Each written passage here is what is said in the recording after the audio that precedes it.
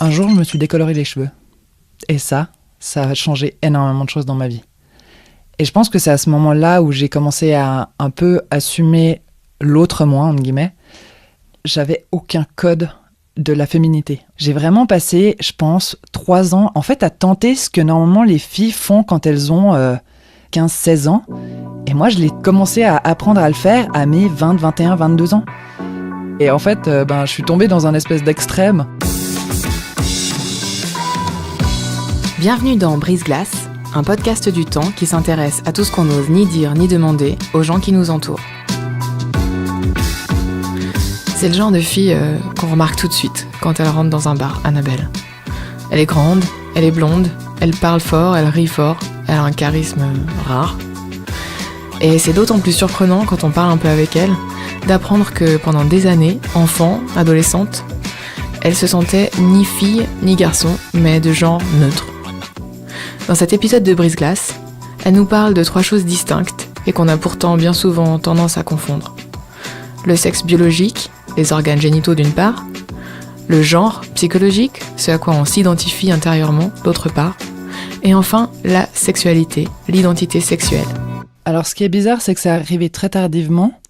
J'ai commencé à me poser des questions assez tard, je dirais vers les 16 ans ou comme ça, sur mon genre et sur l'espèce de non-binarité qu'il y avait entre le fait que j'étais dans le corps d'une femme et que je me sentais pas tellement femme, même si maintenant avec du recul je me rends compte qu'il y avait beaucoup de choses qui pouvaient me montrer déjà avant, dans le sens où quand j'étais enfant je détestais tout ce qui était très serré, je mettais jamais d'habits très féminins, j'étais toujours avec des pantalons très larges, je détestais mettre des culottes, ma mère devait m'obliger tous les matins à mettre des culottes parce que j'aimais pas ce côté serré, etc. Et c'est très tardivement que je me suis mis à mettre des jupes, par exemple, ou même des shorts ou des robes, etc. Ma première jupe, ça devait être autour de mes 18 ans, par là autour. Ma première robe, encore plus tard, autour de mes 22, j'imagine. Et puis, toute mon adolescence, j'ai passé à être vraiment, même si j'aime pas ce terme, un vrai garçon manqué, dans le sens où je rentrais dans un magasin et on me disait « bonjour monsieur ». Et même si j'en jouais et même si je poussais un peu de ce jeu à l'extrême parce que ça devient assez comique au bout d'un moment quand on rentre 2 fois par semaine dans un magasin et que 2 fois par semaine on me dit « bonjour monsieur ». Petit à petit, je me suis demandé si c'était vraiment qu'un jeu et c'est à peu près là où je me suis rendu compte que non, c'était pas qu'un jeu, qu'il y avait un fossé entre le corps qui m'appartenait et ce que j'étais à l'intérieur de moi-même. Et c'est sûrement aussi pas venu plus tôt, cette réflexion que j'ai eue, parce que je viens d'une famille où les choses sont pas du tout genrées. Mon père pourrait avoir des gestes assez féminins, ma mère a un caractère très carré, entre guillemets, ce qui fait que c'est des choses qu'on verrait plus chez un homme ou chez une femme, ou vice-versa. Ce qui fait que moi, j'ai jamais eu cette vision de l'autre qui me regarde et qui me dit genre, c'est pas normal d'être comme ça. Et c'est souvent, je pense, dans le regard de l'autre qu'on se rend compte qu'on est hors norme. Et là, comme personne ne m'a jamais dit c'est bizarre ce que t'es, entre guillemets, ou ce que tu vis, etc., je me suis jamais rendu compte jusqu'à assez tard que c'était hors norme et que c'était pas ce que la majorité des gens vivaient. Est-ce que vous vous êtes surprise à, je sais pas, essayer d'imiter les hommes de votre entourage ? Oui, clairement. Même encore maintenant, j'ai l'impression de le faire, alors qu'il paraît que pas du tout. Mais durant très très très longtemps, j'ai eu des positions assez masculines. Je m'appuyais sur un mur avec une seule épaule, un peu à la garçon manqué, comme ça, un petit mec et tout. Et je sais que croiser les jambes, pour moi, ça n'a pas été du tout normal de le faire jusqu'à mes 20 ans, je pense. Jamais j'aurais fait ça avant.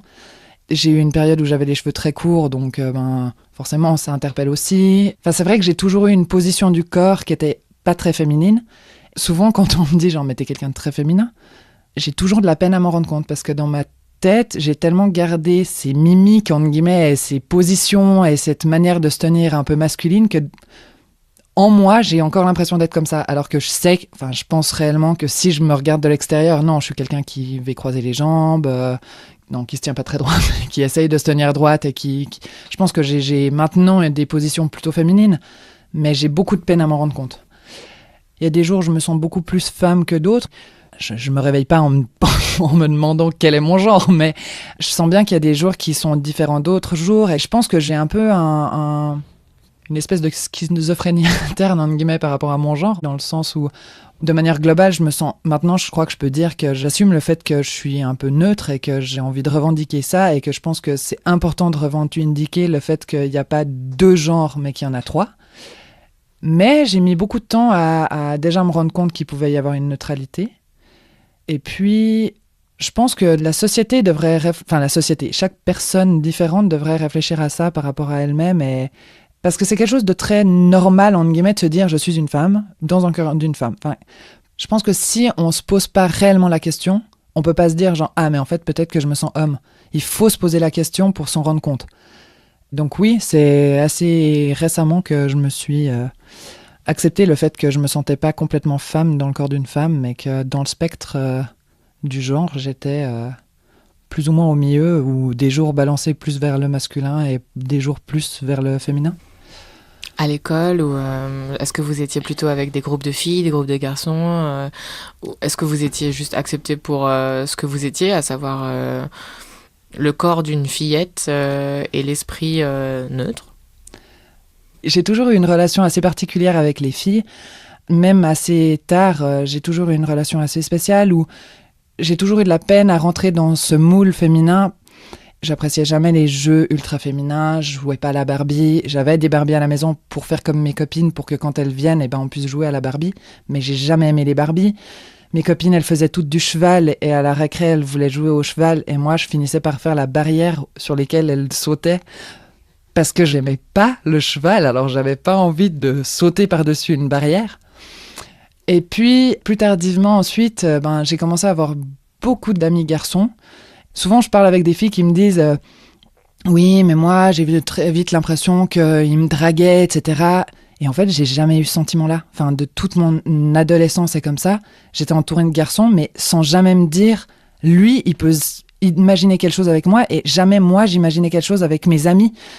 Parce qu'en fait, j'étais juste leur bon pote, puis eux, c'était mes bons potes, entre guillemets, et c'est tout. À aucun moment, il y a eu un épisode de moquerie lié au fait que vous ne rentriez dans aucun moule ? Bon, je suis un peu hors norme par ma taille, ce qui fait que je pense que les moqueries, elles allaient plutôt vers cette partie-là de moi que par mon style ou mon look ou comme ça. Très vite, je me suis vraiment assumée par ma taille, etc. Ce qui fait que je pense que les gens, ils ont compris qu'ils avaient beau me faire des moqueries, et j'en ai eu, vraiment. Ça me touchait, mais je le montrais pas. Et ce qui fait que je pense que quand on montre pas qu'on est faible, entre guillemets, enfin, en public, en privé, je pense que c'est important de montrer ses faiblesses, etc. Mais je sais que moi, d'avoir pas laissé la porte ouverte aux moqueries et la porte ouverte au harcèlement ou autre, en fait, on a fini par me laisser un peu de côté, entre guillemets, puis on s'est occupé d'autres personnes à ma place. Donc oui, clairement, j'en ai eu. Je les ai jamais vraiment pris en considération. En plus de ça, je pense que je les ai très vite oubliés. Je suis quelqu'un qui n'est pas obligé de garder les mauvais souvenirs à l'esprit. Entre guillemets, j'ai toujours gardé le positif à l'esprit, et puis le négatif, je le mets dans un petit sac, et puis je continue ma route. Et puis je pense que toutes ces moqueries qu'on a pu me faire, parce que clairement, je sortais complètement de la norme à plein de niveaux, je les ai mis dans un petit sac, je les ai posés au bord de la route, et puis j'ai continué mon chemin, et puis je suis plutôt contente de l'avoir fait maintenant, avec du recul. Le jour où j'ai réalisé à quel point ça pouvait avoir un impact sur la vie des autres, entre guillemets, c'est le jour où je suis rentrée dans la chambre de mes parents. Je devais avoir à peu près 16 ans, je pense.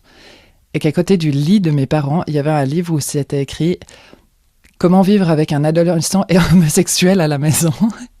Et que là, j'ai été vers ma mère avec ce livre et je lui ai dit « Maman, je crois que tu te fais des idées sur moi, en fait. » Et je me suis rendu compte, je pense seulement à ce moment-là, que ça pouvait avoir un impact sur la vie des autres et que ça pouvait avoir un impact sur le regard qu'on avait sur moi.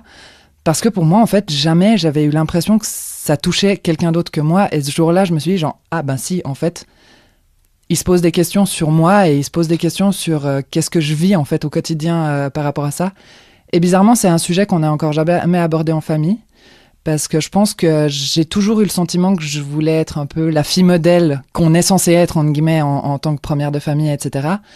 Ce qui fait que je pense que j'ai jamais abordé ce sujet parce que je voulais pas les mettre dans une position où ils se sentent coupables de quoi que ce soit. Parce que je sais qu'ils sont coupables de rien et que c'est de moi à moi que cette question du genre existe, mais j'ai jamais voulu qu'ils se disent un jour c'est à cause de nous, entre guillemets. Et ce qui fait qu'en fait, je sais pas si on peut dire comme ça, mais je n'ai pas encore fait mon coming out. Au moment où vous vous rendez compte donc de cette situation hors norme, est-ce que vous cherchez à vous mettre en contact avec des gens qui seraient dans la même situation, grâce à Internet par exemple, ou est-ce que, enfin je sais pas, j'imagine que la première chose que moi je ferais ce serait de googliser le truc, comme à peu près tout. Non. Mais par contre, à ce moment-là, j'étais en contact avec une femme qui est devenue homme. Et je pense que ça m'a beaucoup interpellée sur est-ce que c'était réellement ça que je voulais? Est-ce que je me sentirais mieux ou moins bien? Puis comme je me suis jamais réellement sentie vraiment mal par rapport à ça, même si il y a des périodes qui n'ont pas été complètement faciles, il y a des périodes où je me suis posé beaucoup de questions par rapport à moi, beaucoup de questions sur ma sexualité, sur qu'est-ce que je voulais dans la vie, etc. Mais je pense que vu que j'avais plus de bien que de mal dans ma situation, bah assez vite, je me suis rendu compte que non, enfin, c'était pas au point de cette personne qui était en train de faire sa transformation. Je me disais, mais enfin, je sentais bien qu'elle était en souffrance par rapport à son corps de femme et qu'il fallait qu'elle devienne un homme pour se sentir mieux. Comme moi, je me sentais pas du tout dans cette vision de je me sens mal dans mon corps de femme parce que ben, je pense que le fait qu'on m'ait donné autant de liberté en étant enfant par rapport à mon genre, même si on me l'a jamais dit tel quel, mais qu'on m'ait laissé autant de liberté, ben, en fait, j'ai fini par me dire que ben, c'était une possibilité d'être juste queer, comme on dit, et pas forcément transsexuel. J'en profite au passage pour définir le mot queer. Alors, queer, c'est un terme qui désigne les personnes qui ont une identité sexuelle ou une identité de genre qui est pas dans la norme, disons.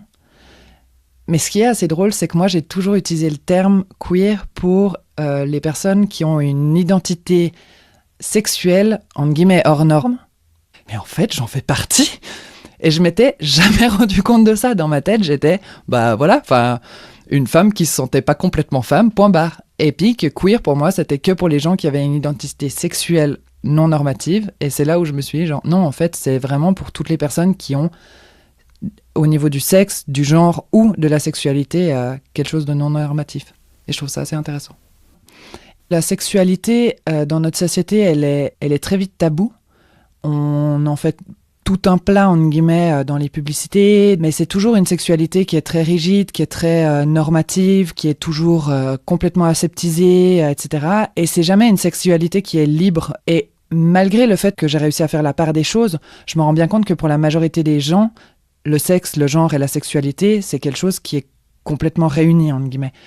Dans une société hétérocentrée, il y a beaucoup de gens pour qui une femme aime un homme aime une femme, point barre.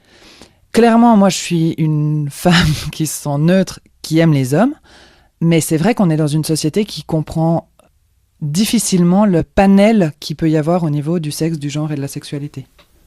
Plus j'avance, plus j'essaye de justement arrêter de genrer les émotions, les sentiments, etc. Je dis pas du tout que je suis dans le juste et que je fais les choses bien, parce que je sais que j'ai encore des habitudes qui viennent de la société et de mon éducation, etc., où on va dire pleurer, c'est féminin. C'est important de se dire que qu'on soit une femme, un homme ou qu'on se sente neutre, on a le droit d'être ce qu'on veut et qu'on est seulement juste un être humain à part entière. Et donc on devrait avoir le droit de se dire que une femme fait du manspreading dans le métro et qu'un homme a le droit de pleurer et puis qu'une femme a le droit d'aimer faire de la moto et qu'un homme a le droit de se vernir les ongles. Les émotions, les hobbies et la gestuelle devraient arrêter d'être complètement genrées pour que ça se passe mieux pour tout le monde. Est-ce qu'on peut revenir juste sur ce moment où on passe du look androgyne au look féminin? Est-ce qu'il y a un déclencheur? Est-ce qu'il y a quelque chose qui fait qu'on passe de l'un à l'autre? Ça va paraître bizarre, mais un jour, je me suis décoloré les cheveux. Et ça a changé énormément de choses dans ma vie. Et je pense que c'est à ce moment-là où j'ai commencé à un peu assumer l'autre moi, entre guillemets. Parce que tout d'un coup, j'étais la grande blonde et j'étais plus le garçon manqué avec roux et voilà. Ça a peut-être mis 6 mois, une année, mais c'est un peu à ce moment-là où il y a eu cette transformation. Le code pour me décrire, c'était la grande blonde. Et je pense que c'est ce moment-là qui a un peu bousculé un peu tous les codes que je m'étais imposés et que j'ai commencé à m'en imposer d'autres, on va dire comme ça. J'avais aucun code de la féminité au début. J'ai vraiment passé, je pense, 3 ans, en fait, à tenter ce que normalement les filles font quand elles ont 12, 13, 14, 15, 16 ans. Et moi, je l'ai commencé à apprendre à le faire à mes 20, 21, 22 ans. Et en fait, je faisais des choses qui ne sont pas permises de faire dans la féminité, mais qu'en fait, moi, je ne savais pas que ça se faisait pas parce que j'avais toujours été très garçon manqué, très androgyne, etc. Normalement, aller en cours avec une robe ultra courte, ça se fait pas trop. Moi, je l'ai fait parce que je testais ce que c'était la féminité et en fait, je suis tombée dans un espèce d'extrême où normalement les filles vont pas parce qu'elles l'ont fait à leurs 14 ans, puis qu'il y a un moment donné où on leur a fait comprendre que genre les jeans c'était quand même mieux, hein. Surtout que là en fait ton corps il va commencer à être sexualisé, donc franchement mets pas toi des robes trop courtes pour aller à l'école. Et en fait moi comme j'ai jamais eu personne qui m'a dit ça parce que aller en baggy à l'école, forcément y a pas quelqu'un qui va venir te dire ça va choquer quelqu'un et ça va sexualiser ton corps. En fait j'ai commencé à le faire à 20 ans avec des jupes sûrement beaucoup trop courtes. Mais moi, j'en ai joué et j'ai trouvé ça cool, donc j'ai continué à le faire. Dans votre silence, à vous, il n'y a aucun moment où vous avez été tenté de vous ouvrir aux autres ? J'en ai jamais parlé jusqu'à il y a une année, je pense, à personne. J'en ai jamais parlé parce que je pense que je voyais pas l'intérêt. Parce que justement, comme très longtemps, j'ai trouvé ça normal. En fait, quand je me suis réellement dit genre « Ah, c'est pas la norme », entre guillemets, je me suis dit « Mais j'ai toujours vécu comme ça. À quoi ça sert d'en parler ?» En premier, ça a été ça. Après, j'ai eu un copain durant assez longtemps, à qui j'en ai pas parlé, où je pense qu'il aurait pas été capable d'entendre ça de ma part. Quand je suis devenue beaucoup plus féminine, etc., c'est devenu une sorte de tabou pour moi, parce que je me disais « Si j'en parle, je vais plus être désirable, parce que les gens vont se dire genre ah mais elle se sent homme alors elle peut pas avoir une vraie relation sexuelle ou amoureuse ou comme ça. Avec mes amis je me disais ils auront plus la même vision de moi, comment je vais gérer ça, etc. Puis en fait c'est quand j'ai commencé à en parler où je me suis juste rendu compte que les gens la seule chose qu'ils pouvaient avoir c'est de la peine parce que justement j'avais gardé ça pour moi, etc. À aucun moment j'ai entendu quelqu'un me dire « Oh, mais c'est sale !» ou quelque chose de ce type. En fait, j'ai accepté le fait que c'était pas quelque chose qui devait rester tabou. Et puis qu'au contraire, je pense que c'est plutôt militant d'en parler et puis que les gens se rendent compte que il y a des gens qui sont comme ça et puis qu'ils le vivent pas forcément mal et puis qu'il faut pas en faire une stigmatisation et qu'au contraire, c'est plutôt une force de se rendre compte de la non-binarité de la sexualité, du sexe. Enfin, de la sexualité, du sexe et du genre, c'est vraiment des choses qu'il faut que la société comprenne que c'est 3 choses vraiment différentes les unes des autres. Qu'est-ce qui vous a décidé à en parler à 2, 3 personnes, vous qui vous êtes tues pendant toutes ces années ? J'avais un peu besoin d'arrêter de me mentir à moi-même, peut-être aussi. Dans le sens où dire, c'est faire exister. Et je crois que j'avais besoin psychologiquement pour moi, de juste me dire que ça existait et que je vivais vraiment ça et que c'était pas juste une passade ou comme ça, que ça serait vraiment genre ma vie, elle serait aussi remplie par ce genre d'émotions et par ce genre de questionnement par rapport à moi-même. En parler à des gens, c'est vraiment accepter le fait qu'on est différent ou non, mais qu'on accepte le fait que cette variante-là de sa vie existe. Ça veut dire que vous vous sentez prête aussi à en parler à votre famille éventuellement ? Oui, complètement. C'est bizarre parce que ça fait déjà plusieurs semaines que ça me trotte un peu dans la tête et comme ça. Puis à chaque fois, je me dis, et si ça brisait quelque chose ?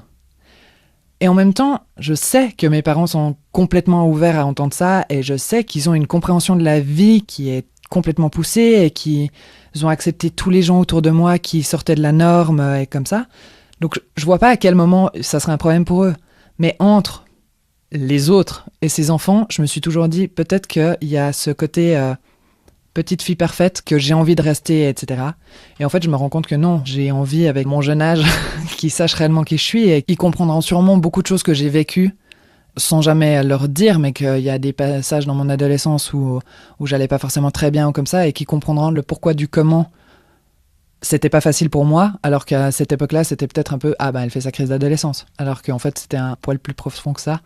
Et je me dis avec maintenant que oui, il faut que j'en parle pour que ça soit plus un espèce de non-dit. C'est important d'en parler avec encore plus avec les gens qu'on aime. Dans les documents administratifs qu'on reçoit, on a toujours ce choix binaire entre hommes et femmes. Comment est-ce que vous vous sentez positionné par rapport à ça ? Alors déjà, maintenant, j'ai décidé que sur Internet, quand on me proposait le choix N, le choix de neutre, j'optais pour celui-là. Forcément, dans l'administration, on ne peut pas choisir neutre si on n'est pas réellement neutre, surtout qu'en Suisse, je ne suis jamais tombée dessus encore, sur cette possibilité-là. Mais dans tous les questionnaires en ligne ou les documents non officiels où on propose le neutre, j'ai décidé que j'utilisais plus que ça. C'est une manière militante de dire qu'il y a peut-être des gens dont le genre est neutre, mais il y a aussi des gens dont le sexe est neutre. Et pour moi, c'est quelque chose d'hyper important de donner la voix à ces gens-là aussi, et surtout à ces gens-là, parce que le genre neutre, je comprends bien que ça parle pas à tout le monde, alors que le sexe neutre, il faut que les gens en parlent plus souvent, parce que ça existe vraiment. Déjà ça. Et puis, je trouve qu'on a énormément de choses qui sont genrées pour rien dans notre société, typiquement les toilettes. Maintenant, j'ai décidé que s'il y avait la queue aux toilettes des femmes, j'allais dans la toilette des hommes. Puis s'il y avait un homme qui me faisait un commentaire, je lui dis c'est vachement trop genré les toilettes en fait. Puis je sortais. Et je pense que c'est aussi comme ça qu'on va faire évoluer les mentalités, parce que c'est des toutes petites choses pas très importantes, mais que petit à petit, si on ose dire que c'est trop genré pour ce que c'est comme ça que ça évoluera. Si parmi les gens qui nous écoutent, il y a, je sais pas, des jeunes garçons, des jeunes filles, des gens neutres qui se sentent mal dans leur corps, qu'est-ce que vous souhaiteriez leur dire ? Je pense que ce que j'aurais aimé qu'on me dise, mais que forcément personne n'aurait pu le dire vu que j'en avais jamais parlé, assume-toi. Pour moi, c'est le conseil qu'on peut donner pour n'importe qui vit quelque chose de difficile pour lui. Que ce soit quelqu'un qui imagine une transformation, assume-toi, go, va jusqu'au bout. Si tu as besoin de ça pour vivre bien ce que tu es, fais-le. Si par contre, tu te sens pas trop mal dans ta situation et que tu as juste besoin que ça avance et que tu te dis qu'un jour ça ira mieux, assume le fait que oui, t'es un garçon manqué, ou, il n'y a pas de terme dans l'autre sens et ça m'énerve aussi, t'es une fille manquée, très bien, franchement fonce, assume-le, c'est ta personnalité, c'est ta manière d'être et c'est ton être. Franchement, la seule chose que je peux dire, c'est ça, c'est assume ce que t'es et assume ce que tu veux et ce que tu ressens. Et je pense que j'ai eu la chance de me le dire toute seule, assume-toi, et que j'ai joué de ça en fait durant mon adolescence. Et le fait d'en jouer, ça m'a aidé. Et je pense que si j'avais eu besoin d'entendre quelqu'un me le dire, ça aurait vraiment été ça. Assume-toi. Merci d'avoir écouté Brise-Glace. Je suis Célia Héron et cet épisode a été réalisé en collaboration avec Virginie Nussbaum avant d'être monté et mixé par Adrien Samaki-Yablou. Vous pourrez retrouver tous les épisodes de Brise-Glace sur le site du Temps sous l'onglet Podcast ou sur iTunes et SoundCloud. Faites-nous part de vos impressions et commentaires sur Twitter, Facebook ou à l'adresse briseglace@letemps.ch. Et si ce podcast vous a plu, dites-le nous sur iTunes avec des étoiles. À dans 15 jours!